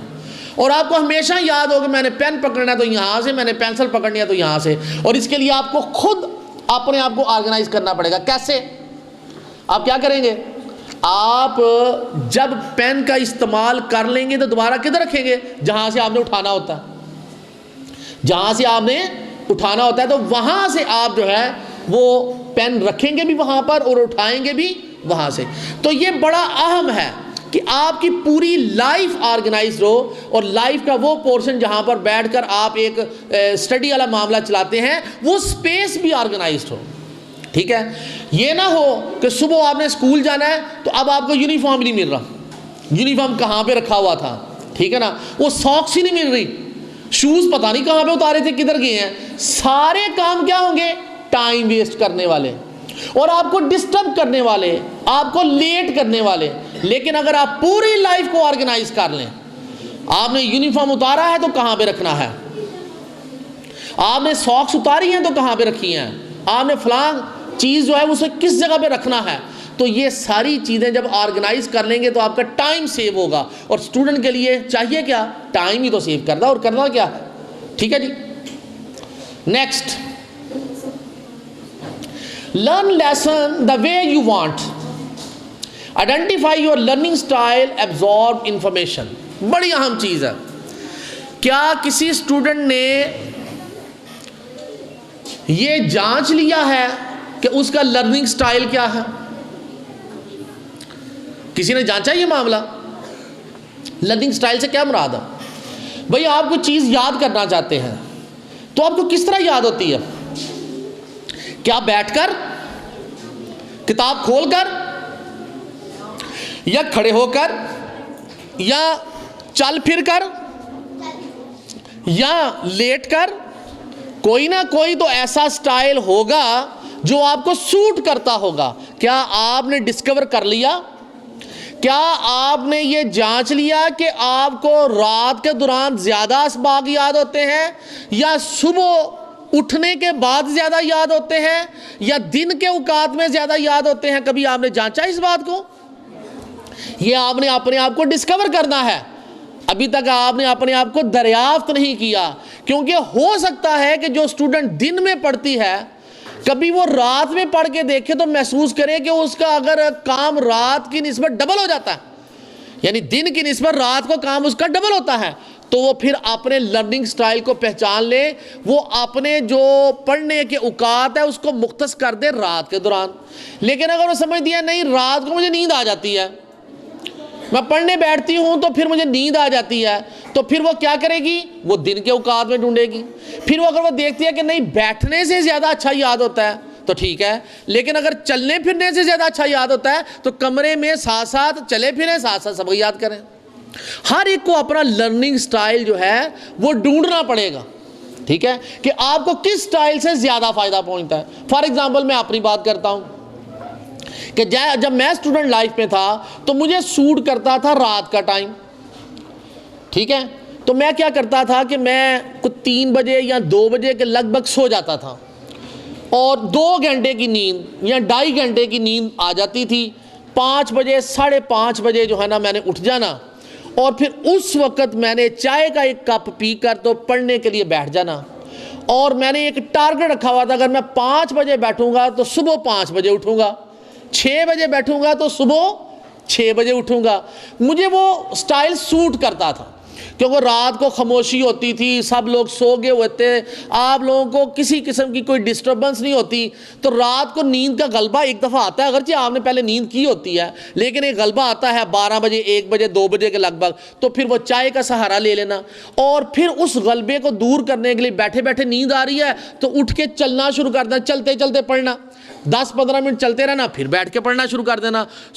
پھر تھوڑا ٹائم ہوتا ہے آدھا گھنٹہ، وہ نیند کا غلبہ پھر دور ہو جاتا ہے۔ وہ ایک اٹیک ہوتا ہے نیند کا جو آتا ہے آپ کے اوپر رات کے دوران، وہ جب اٹیک ختم ہو جاتا ہے پھر آپ سحری ٹائم تک آسانی سے۔ تو میں شام 5 بجے بیٹھتا تھا اور صبح فجر کی نماز پڑھ کے سوتا تھا، پھر سو جانا، پھر 3-4 گھنٹے کی نیند لے کر پھر اٹھنا، یہ طریقہ کار تھا۔ تو پتہ نہیں آپ کو کیا سوٹ کرتا ہے، مجھے تو یہ سوٹ کرتا تھا، میں نے ڈسکور کر لیا۔ اب آپ اپنے آپ کو ڈسکور کیجئے کہ اگر آپ کے معمولات میں آپ کی سٹڈیز کا کام پورا نہیں ہو رہا تو اپنے لرننگ سٹائل کو دریافت کیجئے کہ آپ کا کون سا لرننگ سٹائل ہے جس سے آپ زیادہ فائدہ اٹھا سکتے ہیں۔ Next, don't get stress. یہ بھی معاملہ ہے کہ اکثر و بیشتر اسٹوڈنٹس جو ہیں وہ سٹریس لیتے ہیں، پریشر لیتے ہیں پڑھائی کا، سٹڈیز کا۔ پریشر نہیں لینا، کول اینڈ کام رہنا ہے، اور کول اینڈ کام رہتے ہوئے جب آپ کام کریں گے تو زیادہ ہوگا۔ جب آپ سٹریس لے لیں گے تو سٹریس کی وجہ سے آپ کو اسباق نہیں یاد ہو سکتے، یاد رکھ لیجئے گا۔ سٹریس میں آپ اپنی بیسٹ پرفارمنس کا مظاہرہ نہیں کر سکتے۔ آج کل کرکٹ کا بڑا رواج ہے تو آپ اکثر و بیشتر سنتے ہیں پاکستانی ٹیم جو ہے وہ اپنی اچھی پرفارمنس کا مظاہرہ نہیں کر سکی اس لیے کہ اس نے بہت زیادہ پریشر لیا ہوا تھا، بہت زیادہ سٹریس تھے۔ کوئی ایک کھلاڑی سٹریس لے لیتا ہے، پچھلے میچ میں جلدی آؤٹ ہو گیا تھا، اب اس نے بڑا سٹریس لے لیا وہ کہیں اب جلدی آؤٹ ہو گیا تو مجھے ٹیم سے باہر نکال دیا جائے گا۔ جب وہ سٹریس لیتا ہے تو وہ پھر آؤٹ ہو جاتا، بیسٹ پرفارمنس کا مظاہرہ نہیں کرتے۔ اور جب کوئی بیسٹ پرفارمنس کا مظاہرہ کرتا ہے تو اس سے انٹرویو لیا جاتا ہے تو وہ کہتا ہے کہ میں نے کوئی سٹریس نہیں لیا، میں نے کوئی پریشر نہیں لیا، میں نے اپنی اصل گیم جو ہے وہ کھیل لی ہے۔ تو یہی معاملہ اسٹوڈنٹس کے ساتھ ہے۔ اگر آپ سٹریس لیں گے، اگر آپ پریشر لیں گے سٹڈیز کا تو پھر آپ اچھی پرفارمنس کا مظاہرہ نہیں کر سکتے۔ آپ نے صرف ذمہ داری فیل کیجیے، ہاں مجھے یہ کام ملا ہوا ہے، میں نے یہ کرنا ہے، لیکن وداؤٹ سٹریس، وداؤٹ پریشر جب آپ محنت کریں گے تو وہ زیادہ رنگ لائے گی۔ پریشان نہیں ہونا۔ Next, how to deal with teachers. اکثر و بیشتر ٹیچرز کو بتایا جاتا ہے how to deal with students, اور میں آپ کو کہہ رہا ہوں how to deal with teachers. Teacher سے کیسے ڈیل کرنا ہے، بڑی اہم بات ہے. یہ بات تو اپنی جگہ پر ہے کہ ٹیچر کا ادب اپنی جگہ پر، ٹیچر کی تکریم اپنی جگہ پر، ٹیچر کا احترام اپنی جگہ پر، ٹھیک ہے نا. ٹیچر کی عزت اپنی جگہ پر، وہ آپ نے کرنی ہے کیونکہ آپ کا فرض منصبی ہے کہ جو آپ کو پڑھا رہا ہے، آپ کے جہالت کے اندھیرے دور کر رہا ہے، آپ کو علم کی روشنی سے منور کر رہا ہے، آپ تو اس کا احسان کبھی بھی نہیں اتار سکتے.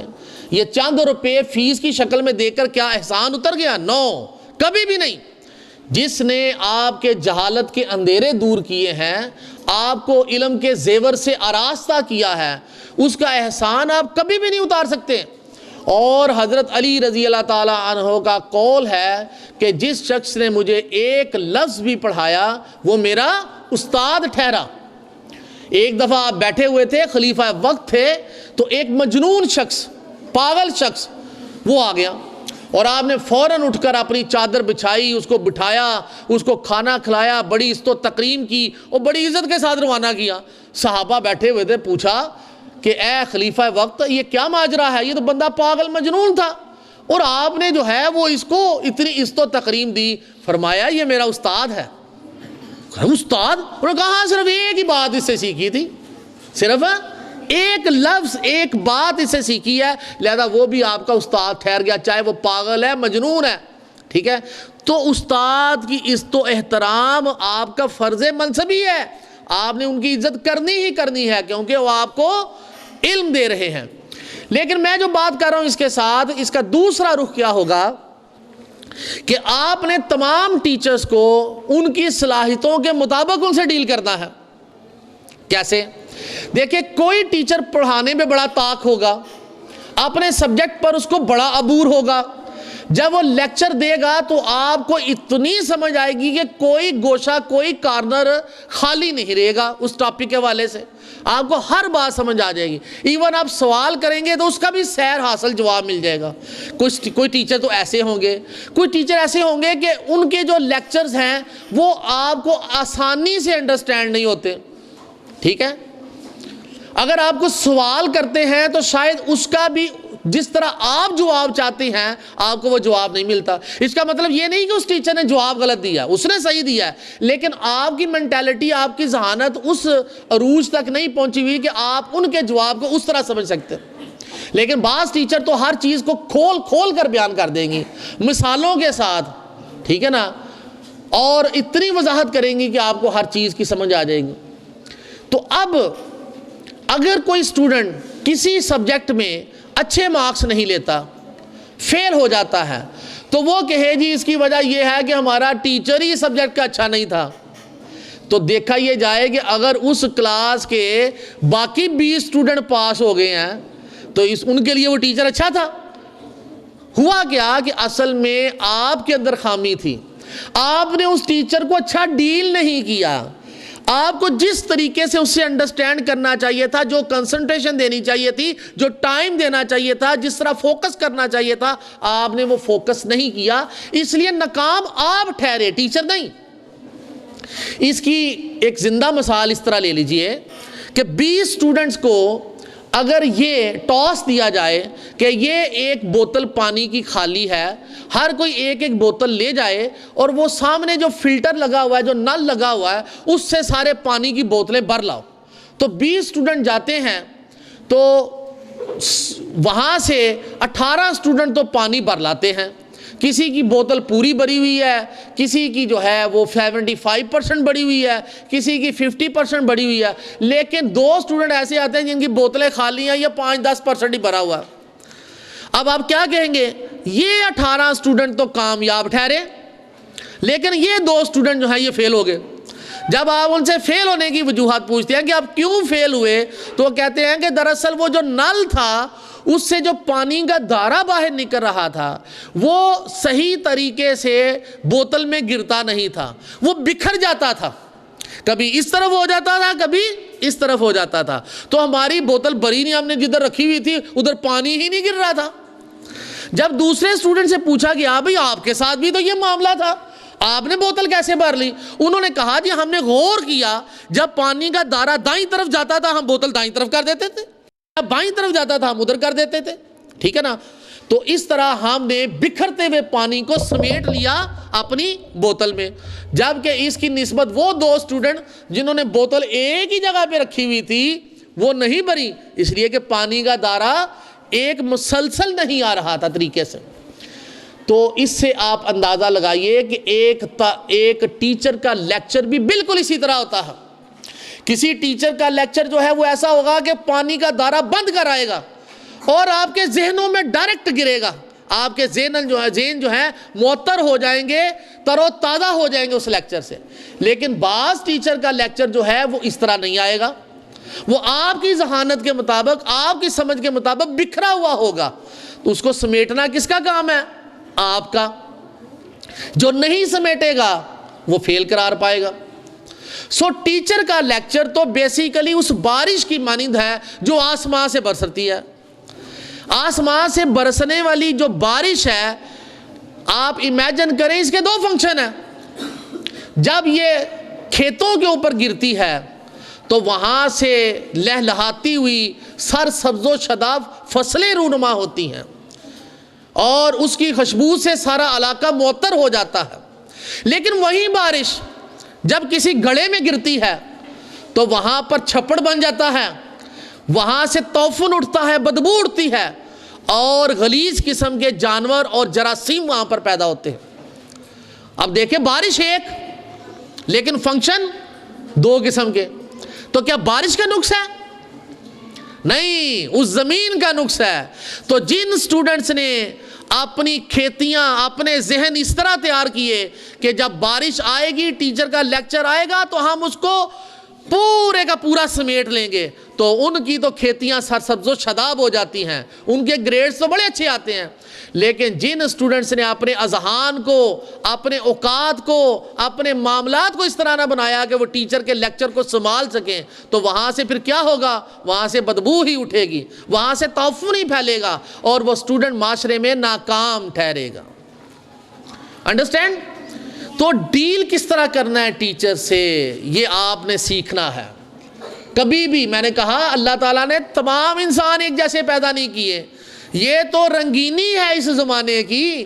اگر سارے ایک جیسے پیدا کر دیتے تو کون بادشاہ ہوتا، کون وزیر ہوتا، کون سپاہی ہوتا اور کون رعایا ہوتی؟ میری بات سمجھ رہی ہیں؟ اس لیے اللہ تعالیٰ نے مختلف اذہان کے لوگ پیدا کیے، مختلف طبیعتوں کے لوگ پیدا کیے۔ کچھ کی طبیعتیں اس طرح کہ وہ دوسروں پر حکمرانی کرتے ہیں اور کچھ کی طبیعت اس طرح کہ وہ دوسروں کی حکمرانی قبول کرتے ہیں۔ اگر سارے ہی حکمرانی کرنے والے ہوتے تو اس معاشرے میں کیا ہوتا؟ جھگڑے، فسادات، جنگیں۔ لیکن کیا ہے؟ کثیر تعداد اللہ تعالیٰ نے وہ پیدا کی جو کہ دوسرے لوگوں کی حکمرانی کو تسلیم کرتے ہیں۔ تو ہر انسان ایک جیسا نہیں ہے، تو جس طرح کا انسان اس طرح کی اس کے ساتھ ڈیلنگ۔ انڈرسٹینڈ؟ نیکسٹ، اسٹوڈنٹ کی لائف میں یہ بڑی اہم چیز ہے جسے ہم کہتے ہیں ٹائم مینجمنٹ۔ ٹائم مینجمنٹ، جسے آپ ٹائم ٹیبل کہہ لیجئے، اپنے شب و روز کا شیڈول کہہ لیجئے، یہ بڑی اہم ہے۔ ایک سٹوڈنٹ سب سے پہلے یہ دیکھتا ہے کہ مجھے 24 گھنٹے ملے ہیں ایک دن میں، ان 24 گھنٹوں میں ایک صحت مند طالب علم جو ہے وہ 4 گھنٹوں سے لے کر 8 گھنٹے تک کی نیند حاصل کرتا ہے۔ اگر کسی کو 4 گھنٹے کی نیند کرنے کے بعد اس کی تھکن دور ہو جاتی ہے تو وہ بھی صحت مند ہے، اور کوئی 8 گھنٹے سو جاتا ہے تو وہ بھی صحت مند ہے۔ لیکن یاد رکھیے، جن کو 4 گھنٹے سے کم نیند آتی ہے وہ صحت مند نہیں ہے، اور جن کو 8 گھنٹے سے زیادہ نیند آتی ہے وہ بھی صحت مند نہیں ہے۔ تو 4 سے 8 گھنٹے کی تو نیند ہو گئی، باقی بچے آپ کے پاس 16 یا 18 گھنٹے۔ ان 16-18 گھنٹوں کو اب آپ نے تقسیم کرنا ہے۔ کتنا ٹائم آپ کا لگے گا کھانا کھانے میں، کتنا ٹائم لگے گا سکول جانے میں اور واپس آنے میں، کتنا ٹائم آپ نے سکول میں گزارنا ہے، تو باقی آپ کے پاس کتنے گھنٹے بچیں گے، ان گھنٹوں کو پھر آپ نے اپنے لرننگ سٹائل کے مطابق مختص کرنا ہے کہ میں اس طرح کروں گی کہ میرے پاس باقی بچتے ہیں 8 گھنٹے، تو میں 8 گھنٹے مسلسل ہی پڑھ لوں گی۔ اچھا ایسا نہیں ممکن میرے لیے، میرا جسم تھک جاتا ہے، تو پھر میں مینجمنٹ اس طرح کر لیتی ہوں کہ میں 4 گھنٹے ایک نشست بنا لیتی ہوں اور 4 گھنٹے کی ایک نشست بنا لیتی ہوں۔ دس از کالڈ انڈیویجول اسٹڈی، انفرادی پڑھائی۔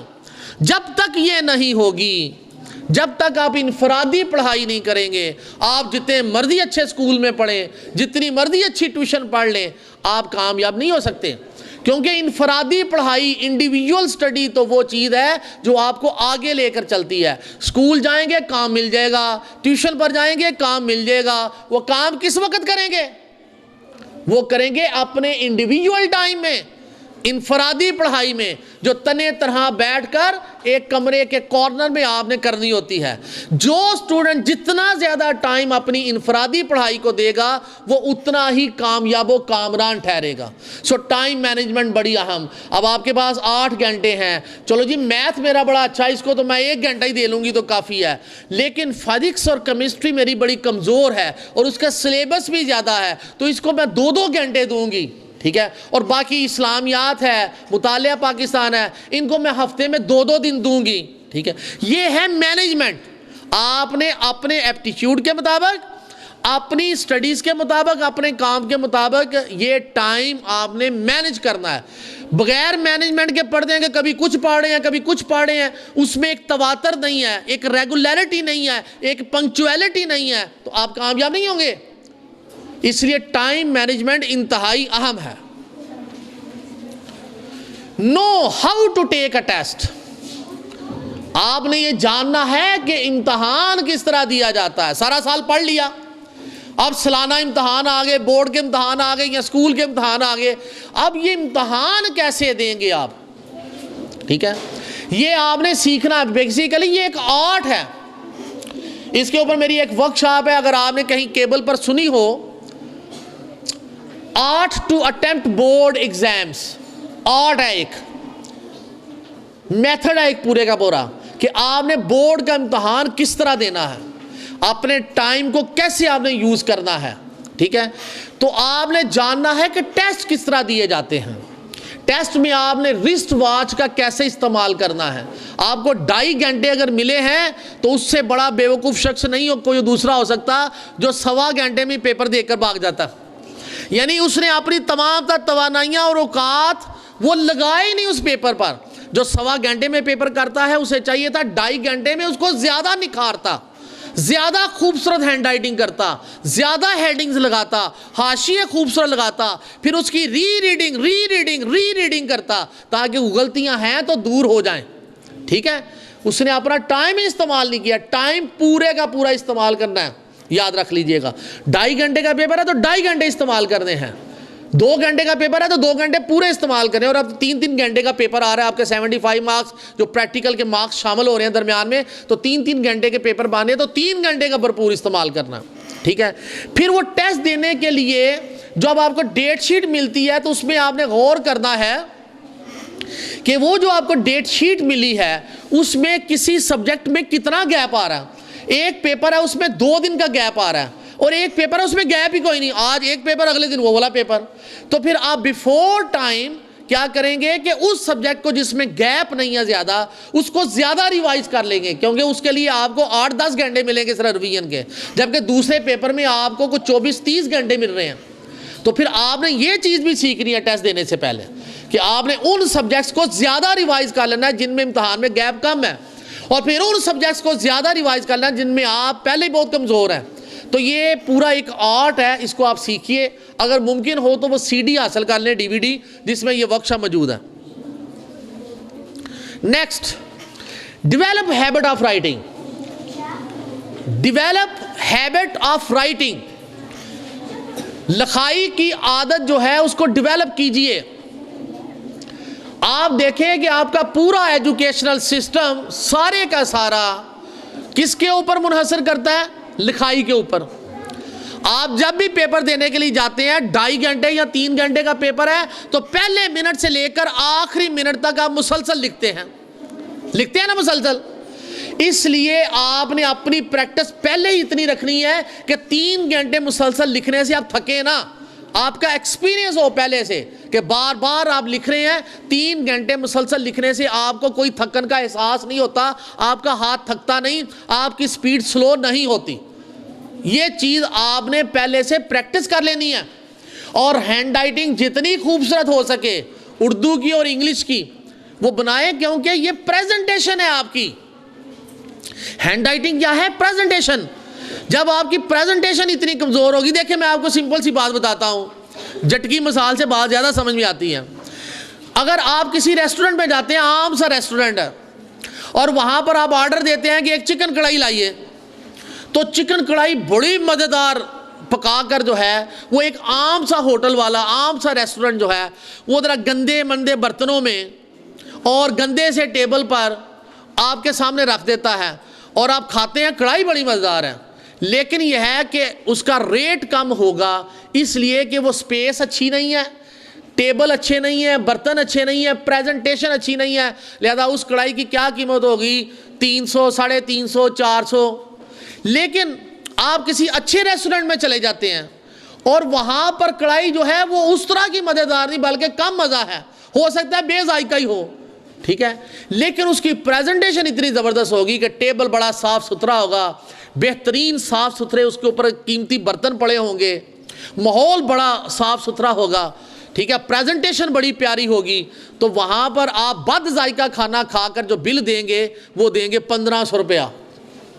کہاں پر 500، کہاں پر 1500. یہی معاملہ ایگزامینر کے ساتھ ہوتا ہے، وہ پریزنٹیشن دیکھتا ہے. اگر آپ کی کڑھائی بھی مزیدار ہو اور اس کے ساتھ پریزنٹیشن بھی زبردست ہو تو پھر تو سونے پہ سہاگا ہو گیا. اس لیے یاد رکھیں، رائٹنگ آپ کی پریزنٹیشن ہے. آپ نے کس طرح ہیڈنگز لگائی، کیسے حاشیے لگائے، کیسے آپ نے پیراگرافز بنائے، ٹھیک ہے، اور کتنا آپ نے اپنے آنسر کو زیادہ پرمدلل بنایا، ٹھیک ہے نا، ٹو دا پوائنٹ لکھا، اچھا اور صاف ستھرا لکھا، ٹھیک ہے نا، نکھار کے لکھا، تو ایگزامینر جو ہے اس پریزنٹیشن کی وجہ سے آپ کو اچھے مارکس دے گا. اس لیے پریزنٹیشن کیا ہے؟ آپ کی رائٹنگ. تو رائٹنگ جو ہے اس کو اچھا بنائیے، اچھا لکھنا سیکھیے. اگلا پوائنٹ ہے پیشنس، صبر. فرسٹ پرائز دین ریوارڈ. پہلے قیمت دیجئے، اس کے بعد انعام حاصل کیجئے.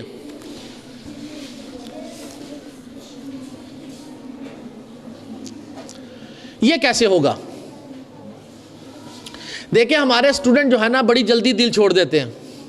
ایک سبجیکٹ کے اوپر محنت کر رہے ہیں، لیکن یہ ہے کہ ابھی چند دن ہی محنت کی تو اس نے حوصلہ چھوڑ دیا، نہیں مجھ سے نہیں ہوتا، مجھ سے یہ نہیں ہوتا، یہ میتھ کی مجھے سمجھ نہیں آ رہی، اس ٹیچر میں کوئی پرابلم ہے، یہ صحیح نہیں سمجھاتی، ٹھیک ہے.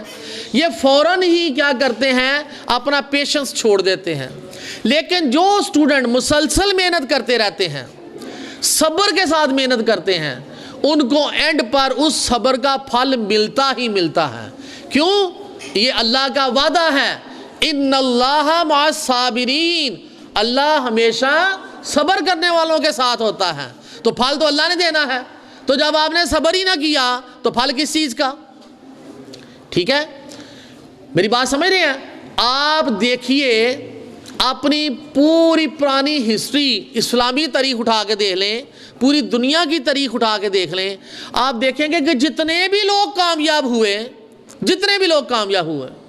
انہوں نے جتنی بھی محنتیں کی، شروع میں انہیں بہت محنت کرنی پڑی، لیکن پھل نہیں مل رہا تھا، ابھی اس کا رزلٹ نہیں نکل رہا تھا، ابھی اس کا نتیجہ نہیں نکلا، لیکن وہ مسلسل محنت کرتے رہے اور اللہ پہ بھروسہ رکھا ہوا، اور آخر کار پھر ان کو اپنے صبر کا پھل مل جاتا ہے.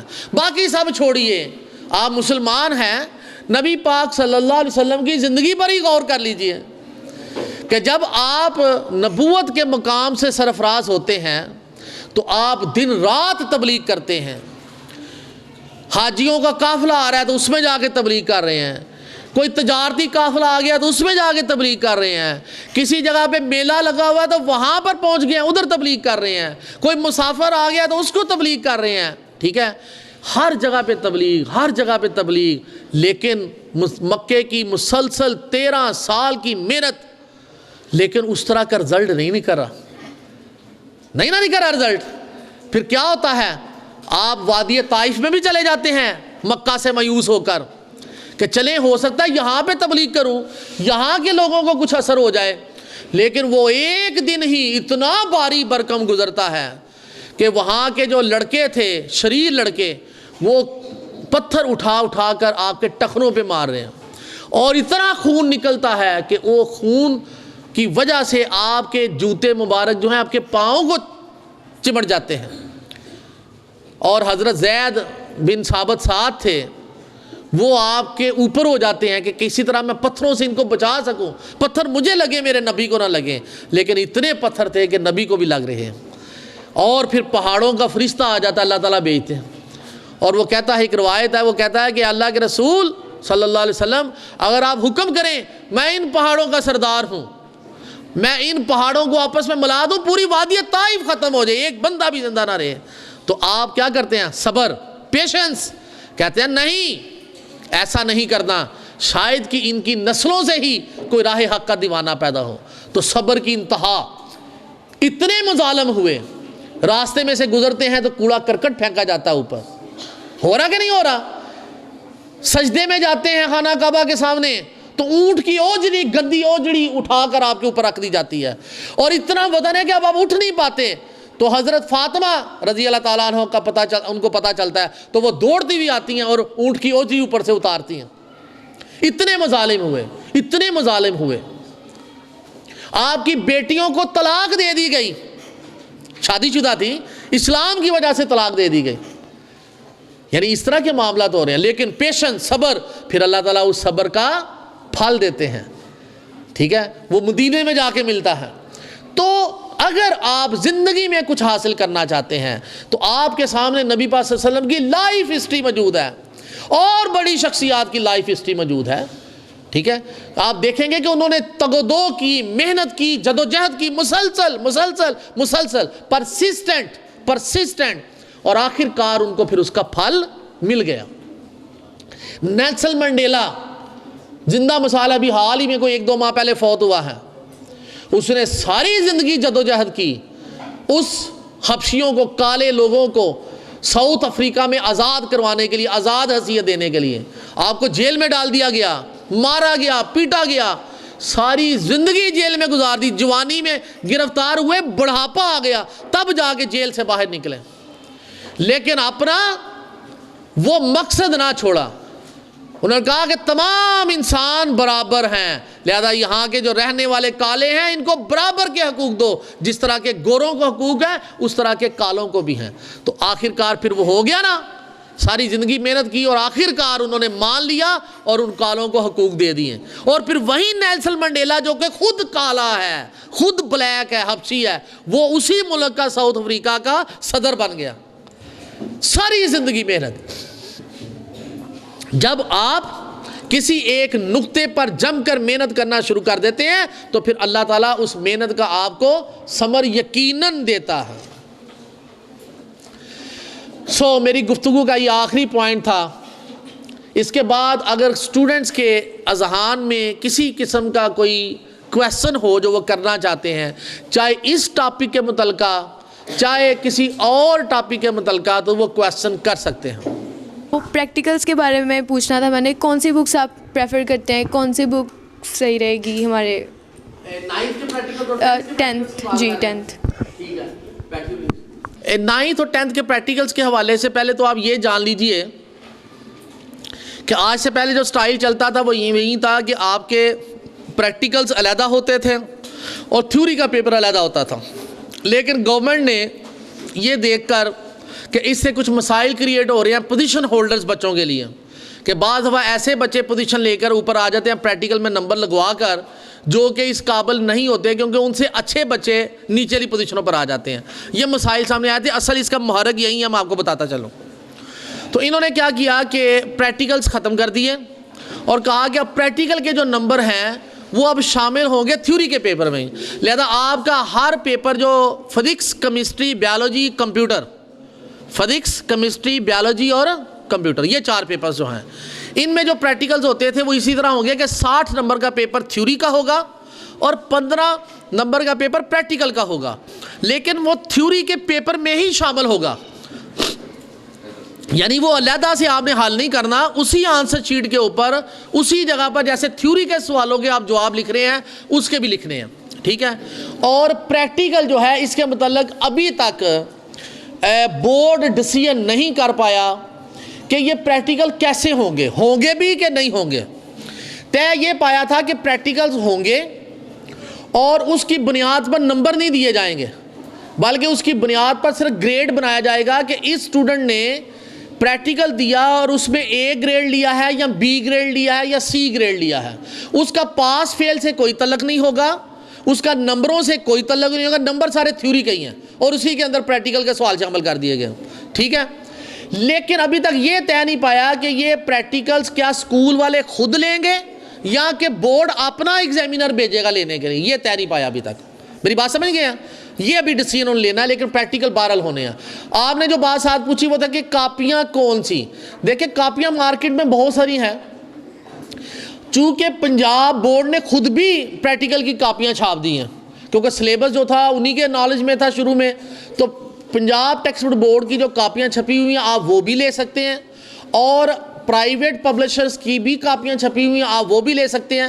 یہ ڈیپینڈ کرتا ہے آپ کے اسکول کے سٹاف پر کہ وہ کیا ڈیسیژن لیتے ہیں، وہ جس کاپی کو مناسب سمجھیں گے، جو آپ کو کہیں گے پھر آپ یہاں تو وہ خود پرووائڈ کر دیں گے آپ کو، یا پھر آپ اسی کے مطابق لیے۔ آپ نے ٹیچر سے ضرور مشورہ کریں، کیونکہ کلاس میں ایک قسم کی ہی کاپی ہونی چاہیے تاکہ ٹیچر کے لیے کام کروانا آسان ہو، ٹھیک ہے جی کوئی اور کویسچن جی؟ جس طرح کا میں کویسچن چاہتا ہوں وہ نہیں آیا ابھی تک۔ دیکھیں کویسچن نہ ہونے کی ایک وجہ ہوتی ہے، یا تو سب کچھ ہی سمجھ میں آ گیا تو یا پھر سب کچھ سر سے ہی گزر گیا، ٹھیک ہے۔ تو کون سی کیفیت ہے یہ بتا دیجئے مجھے۔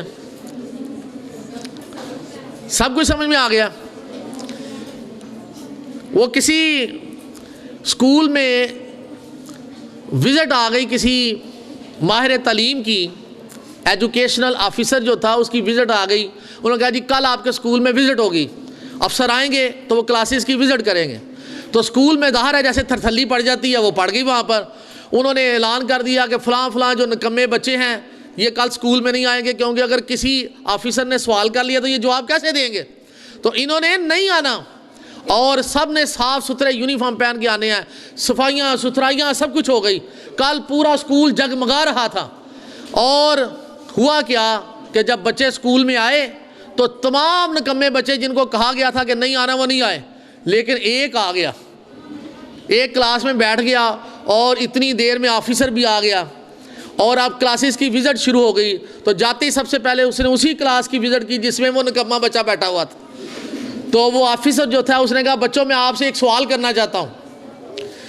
تو سوال کیا ہے؟ انہوں نے کہا سوال یہ ہے کہ اگر 72 کلومیٹر فی گھنٹہ کی رفتار سے مشرق سے مغرب کی طرف ہوا چل رہی ہو اور ٹرین جو ہے وہ مغرب سے مشرق کی طرف آ رہی ہو تو بتاؤ میری عمر کتنی ہے؟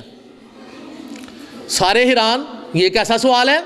اس نے پھر دہرایا کہ اگر 72 کلومیٹر فی گھنٹہ کی رفتار سے مشرق سے مغرب کی طرف ہوا چل رہی ہو اور ٹرین جو ہے وہ مغرب سے شمال کی طرف جو ہے وہ حرکت کر رہی ہے تو بتاؤ میری عمر کتنی ہے؟ تو کسی اسٹوڈنٹ کو کوئی اس کا جواب نہیں آیا۔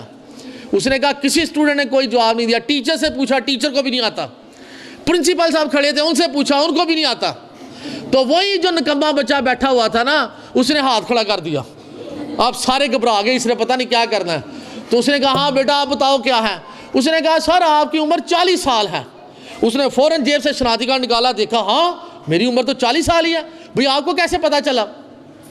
ٹھیک ہے نا، بڑی شابش دی گئی، ٹھیک ہے نا، اس بچے کو سارے خوش ہو گئے کہ بچے نے جواب دے دیا۔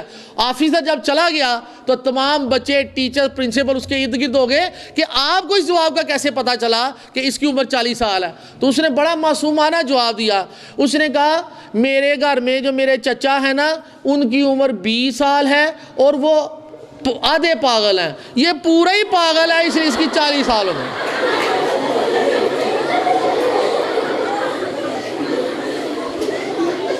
سو اس کے چچا پاگل تھے نا, اس کے گھر میں اس کے چچا پاگل تھے اور ان کی عمر 20 سال تھی, لیکن یہ اتنا پاگل تھا کہ سوال کیا کرتا ہے اور پوچھتا کیا ہے, ٹھیک ہے نا. تو اس نے کہا یہ پورا ہی پاگل ہے, اس لیے اس کی عمر 20 سال ضرب 2, اس کی 40 سال. ٹھیک ہے, اچھا جی, چلیں جی, بہت بہت شکریہ. ویڈیو پسند آئی تو لائک کریں, اپنی رائے کمنٹ کریں. ایسے ہی مزید ویڈیوز کے لیے ہمارا چینل سبسکرائب کریں اور بیل کا آئیکن دبائیں تاکہ آپ کو ہر ویڈیو کا نوٹیفیکیشن ملتا رہے.